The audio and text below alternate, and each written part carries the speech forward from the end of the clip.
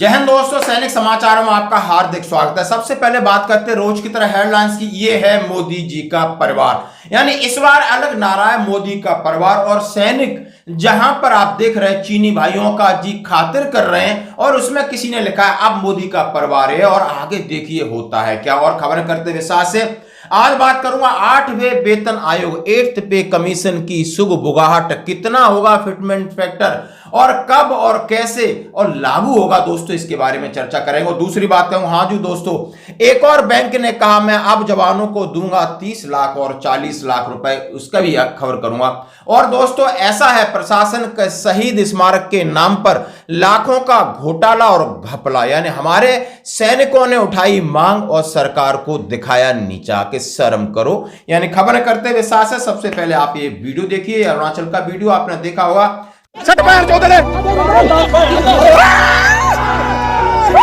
कि हमने अपने पड़ोसियों की किस तरह खातिर की थी। पंजाबी लैंग्वेज और पंजाबी अब जलवा और झटका। अब लोग कहने लगे हैं कि हाँ जी अब चुनाव आ रहा है, अब मोदी जी का परिवार ये सैनिक है।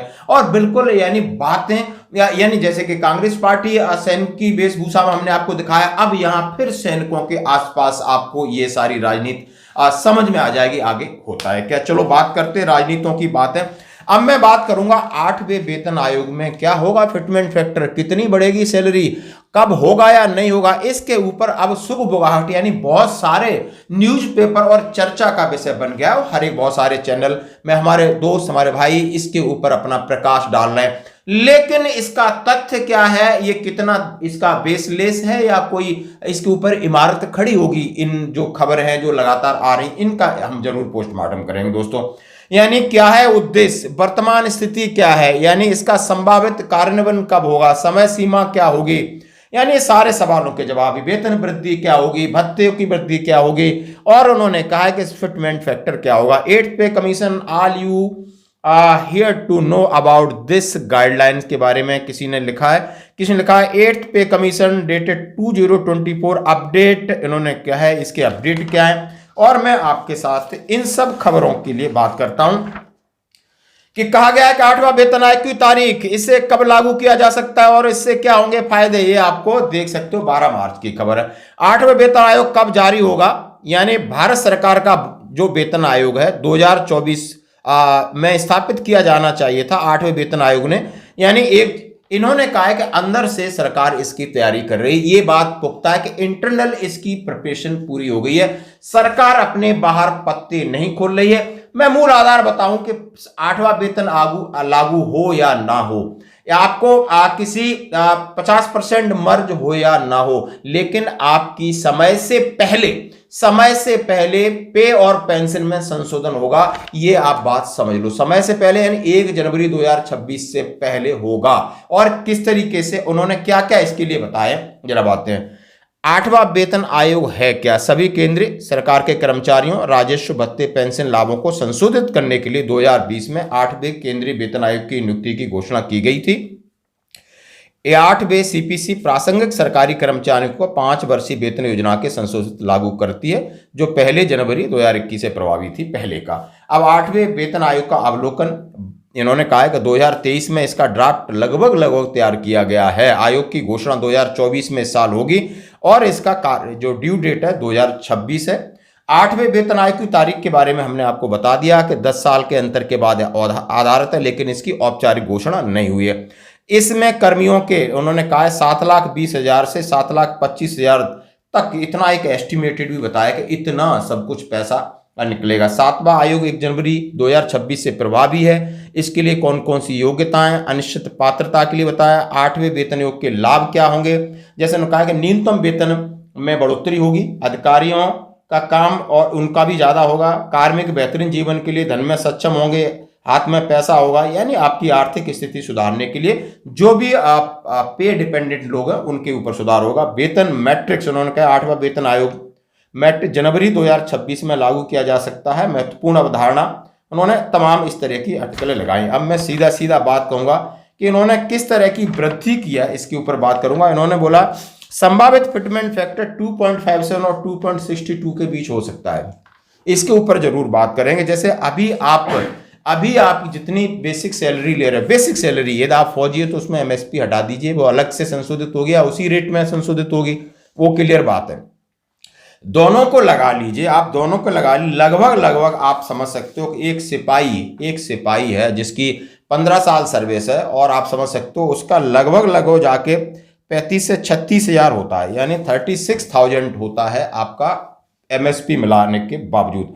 यदि मैं इसकी बात करूं, यानी 36 इंटू 2.57 भी करते हैं तो 92,000 बेसिक जा रही है उसकी सैलरी, बेसिक, समझ रहे हो, 92। और अभी जब वो 50% डीए मिला के लगभग तो कितना जाता होगा, यानी मान लो टोटल सब कुछ मिला के 40 का भी 60 जा रहा है, तो आप देख सकते हो कि 2.57 भी फैक्टर बढ़ता है तो बहुत जा रही है। तो आप ये, इसलिए गवर्नमेंट इसकी तरफ न जाती हुई बहुत सारी अक्रोड फार्मूला सब चीज़ों पर विचार विमर्श कर रही है, और इन्होंने मूल वेतन को फिक्स किया हुआ है पे मैट्रिक्स के हिसाब से, यानी अभी 18,000 था तो उसको 21,600 किया है, जिसका 19,900 है उसका 23,880 किया है पे लेवल 2 का, और पे लेवल 3 21,700 से 26,040 किया है, लेवल 4 का 25,500 से 30,600 किया है, और लेवल 5 को 29,200 से 35,040 किया है, लेवल 6 को 35,400 से 42,480 किया है, लेवल 7 44,900 से 53,880 किया है,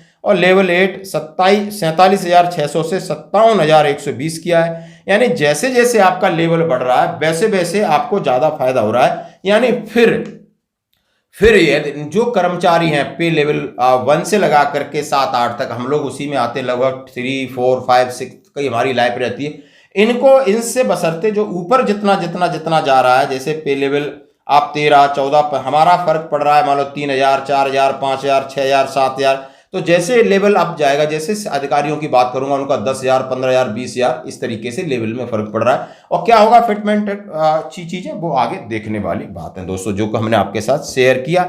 लगभग लगभग ये सारे न्यूज मैं आपके साथ शेयर कर रहा हूं, एक बार जरूर पढ़ लीजिएगा, और आप देख सकते हो इसके स्क्रीनशॉट भी मैं आपके व्हाट्सएप पर डाल रहा हूं दोस्तों। अब मैं बात कर रहा हूं, हाँ जी, एक और बैंक ऑफ बड़ौदा ने भी एक बिल्कुल एक अच्छी खबर डाली। President ex serviceman association Belgaum district, उन्होंने चिट्ठी लिखा था, ये है 8 फरवरी 2024 की, defence salary package for ex serviceman Sparsh service by bank of Baroda, greeting from bank of Baroda. Bank of Baroda offer an exclusive Baroda defence salary package serving ex serviceman on match the public private sector, some the feature are package उनका, zero balance account, free personal accident death insurance up to death of 40 lakh, additional cover 10 lakh for Yoddha debit card लेते हो आप, additional cover 20 lakh योद्धा credit card लेते हो, unlimited free chequebook है, unlimited ATM cash withdraw है, free SMS alert है, और free personal accident insurance cover of Veer Nari 40 lakh. यानी इन्होंने भी अपना ये खोल दिया है। For detail future of our defence salary package kindly visit,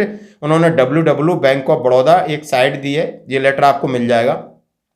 every branch of Baroda has been designated as SPARSH facility centre, all veterans irrespective of the bank where in the maintain their pension account, you are requested to disseminate the content, सभी को ex serviceman के लिए भेजिए। तो आप समझ सकते हो इन्होंने भी बैंक ऑफ बड़ौदा का कोई चीज डिनाई करता है तो ये लेटर आपको मेरे सैनिक जीवन पेज पे आपको मिल जाएगा, आप इसको देख सकते हो, समझ सकते हो क्या है। कोई दुविधा है तो इसमें साइट और नंबर दिया दोस्तों। अब बात करता हूं, हाँ जी दोस्तों, शहीद स्मारक का एक मैं वीडियो दिखा रहा हूं, इसका है क्योंकि इसका सरकार ने बहुत ही अच्छी सम्मानित राशि यानी कि 25,40,000 रुपए मेंटेनेंस का पास किया था। लेकिन उसके बाद भी अगर हम अब इसको देख रहे हैं और आप भी देख रहे हो कि ये शहीद स्मारक बुरी तरीके से सर ये गल चुके हैं, फिर भी इसमें अगर आप ऊपर देखोगे तो लिपाई करके और वापस से पत्थर लगाया जा रहा है। सभी पूर्व सैनिकों की मांग है कि जब 25.5 लाख रुपए सरकार ने दिया है तो उसका सदुपयोग किया जाए, उसमें धांधलेबाजी ना की जाए। अगर यहाँ पे भी देखें तो इसके ऊपर भी पुराने समय में जो गलती हुई है उसी गलती को बार बार दोहराया जा रहा है। उन द्वारा जो ये मांग रखी गई थी माननीय डीसी महोदय और माननीय सीएम साहब तक जो लेटर संस्थाओं के द्वारा भेजे गए थे, और वहाँ पर ये है हमारा एक्स सर्विसमैन जन कल्याण समिति भिवानी हरियाणा में, और जहाँ पर सरकार ने 25 लाख रुपए कुछ दिया उसको रिनोवेशन के लिए, और उसकी हालत देख सकते हो कि उसका सरिया कितना गला हुआ है, कितनी जर्जर स्थिति और इसी के ऊपर वो प्लास्टर करने में लगे हुए हैं, यानी कर रहे हैं। हमारे सैनिक भाइयों ने वहां पर अपने शहीदों के सम्मान के लिए, अपने भाइयों के सम्मान के लिए सरकार के ऊपर दबाव डाला। आपने न्यूज़पेपर में देख सकते हो, उनका धरना प्रदर्शन देख सकते हो। लेकिन ये सरकार है, इसके ऊपर भी यानी ये जो प्रशासन होता है लोकल, इन्हें किसी की परवाह नहीं होती। इनका अपना कमीशन होता है, इनका अपना तरीका होता है। गवर्नमेंट ऊपर से कुछ भी करे, लेकिन इनके अंदर में कोई भावना ही नहीं है कि कोई सैनिक है। तो आप इस वीडियो को ज़्यादा से ज़्यादा शेयर करें, हरियाणा प्रशासन तक जाए, ताकि ये मामला संज्ञान में जाए और जो हमारा शहीद स्मारक है, जिन्होंने इस देश के लिए कुर्बानी दी है, उनको तभी सच्चा न्याय मिल सकता है। और हम सैनिकों की एकजुटता के लिए आप बिल्कुल उनका आभार प्रकट करते हैं कि जो भी वहाँ से इन्होंने जो वीडियो बनाया और हमें भेजा है एक शेखावत साहब ने, कि जरूर का इसके ऊपर आप अपनी न्यूज़ चलाएं। तो मैंने आपने देखा है कि आपने सारी चीज़ दी है। स्मारक के नवीनीकरण के लिए आप लीपापोती, अधिकारियों ने नहीं लिया संज्ञान, प्रशासन के खिलाफ नाराजगी, सारा इतनी मेहनत हमें खुद ही करनी पड़ेगी अपने मान सम्मान और स्वाभिमान के लिए। आज की खबरों में इतना ही, बने रहे हमारे साथ। उसी का रोष प्रदर्शन है और प्रशासन से हमारी मांग है कि शहीदों के साथ अन्याय ना किया जाए। शहीद स्मारक पूरे भिवानी का जिला मुख्यालय का ये शहीद स्मारक है, तो इसे अच्छे तरीके से बनाया जाए। जब सरकार पैसे देने में कोई कंजूसी नहीं कर रही, तो प्रशासन से विनती है कि जो पैसा सरकार ने अलर्ट किया है उसे पूर्ण रूप से। सुरेश तंवर, पूर्व पार्षद, वार्ड नंबर 1 भिवानी। आज इस वार मेमोरियल पर हमारी एक्स सर्विसमैन की एक मीटिंग हुई है। वार मेमोरियल के लिए 25-25.5 लाख रुपए मंजूर हुए हैं। तो हमारी सरकार से मांग है, प्रशासन से मांग है, यहाँ भिवानी के प्रशासन से मांग है कि इसको पत्थर का बनाया जाए वार मेमोरियल, ताकि काफ़ी समय तक चले। इसकी ग्रिल, इसकी जो है चारों तरफ की चार दीवारी काफ़ी ठीक है। जो ठीक है उनको वैसे ही रहना चाहिए, डिसमोल्टर निकलना चाहिए।